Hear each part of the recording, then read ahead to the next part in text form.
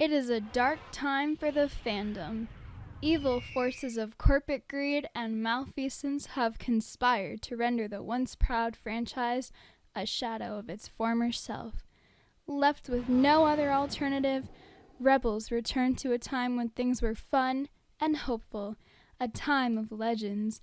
Welcome to X-Wing Redux. Greetings! This week's video is going to take a bit of a departure from my usual X-Wing series videos. This week we're going to take a look at XWVM, or X-Wing Virtual Machine, a total conversion mod for the X-Wing games that brings the beloved series into the 21st century. First off, I want to make this clear, this is a mod. The developers specifically built it as a mod so that it requires some version of X-Wing to be played. Considering that the games are on both Steam and GOG, that's not a difficult acquisition. Personally, if I were just getting into the game, I'd go with the GOG version just for the lack of DRM and the nice little bonuses like a digital copy of the X-Wing strategy guide that's basically a novelization of the game. Technically, you could even use a disc copy of the game if you happen to be old like me and still have a copy laying around somewhere. But digital is definitely the easiest way to go, and that's what I'm using here. Setup is easy. Once you've got the base game installed, download the mod from your favorite provider, ModDB or whomever. I'd also recommend getting the HD Textures pack and the voice pack. Installation for the main mod plus the HD Textures is just a matter of unzipping the files and running the self-contained installer. The voice pack is a little bit more complicated, but just follow the instructions for how to put that into the sidecar folder and you'll be fine. Once everything is installed, you can launch the game from its own dedicated shortcut.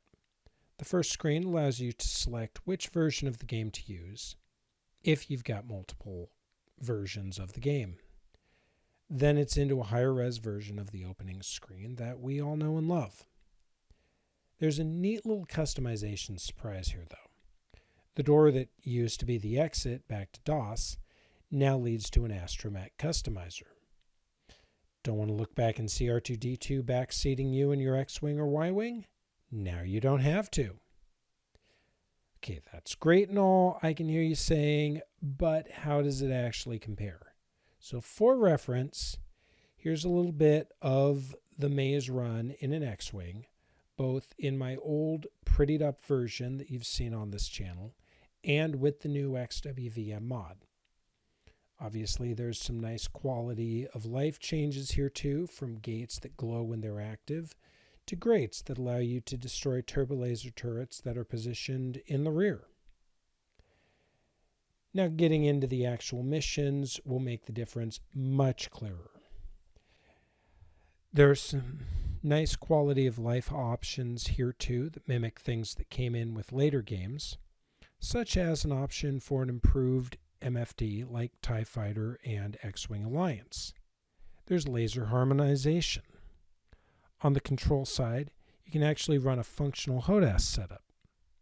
One little thing that I love is the hyperspace throttle option.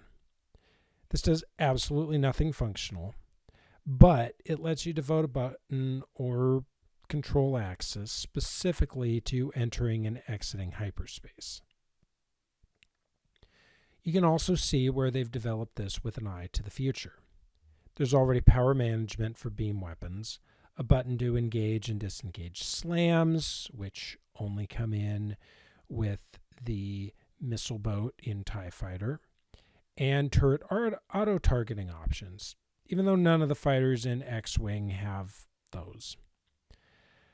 More importantly, the developers have stated plans to allow custom missions in the future. Let's talk about the B-Wing specifically for a minute. Laser synchronization already makes it more useful, but for this fighter specifically, in the past games, laser positioning was always garbage. Ion cannon placement, more garbage. That bottom-mounted weapon just has trouble hitting. So, for this, they added a couple of different configuration options for the laser cannons. So you can go with the originals or change to wing-mounted lasers for more consistency, change to just a cluster under the cockpit. It's all good. Again, laser synchronization really pays off with this one, though. At some point, I said previously that I'd only be going back through X-Wing again after XWVM was released. Well, this is, in my not particularly humble opinion, the best version of the game to ever show up. The devs say that they're planning to eventually do TIE Fighter as well, and I really hope they do, because that would give me a reason to go back through TIE Fighter again. I mean, this brings the series into the modern era. If EA and Disney had any brains, they'd hire this team and have them working on a commercial product within the year. They won't, because those companies are run by idiots, but their short-sightedness is our gain. So I really hope anybody who's enjoyed my videos over the years, go get this mod. It's free. And it brings one of the best space games of the 90s into a new era. I am looking forward to playing this. You're probably going to see the rest of my X-Wing series playthrough videos are going to be in XWVM. This is everything I've ever wanted out of a conversion of this game. So, yeah. I'm excited to kind of reintroduce this. This looks gorgeous. Hope you enjoy it too. See you on the next one.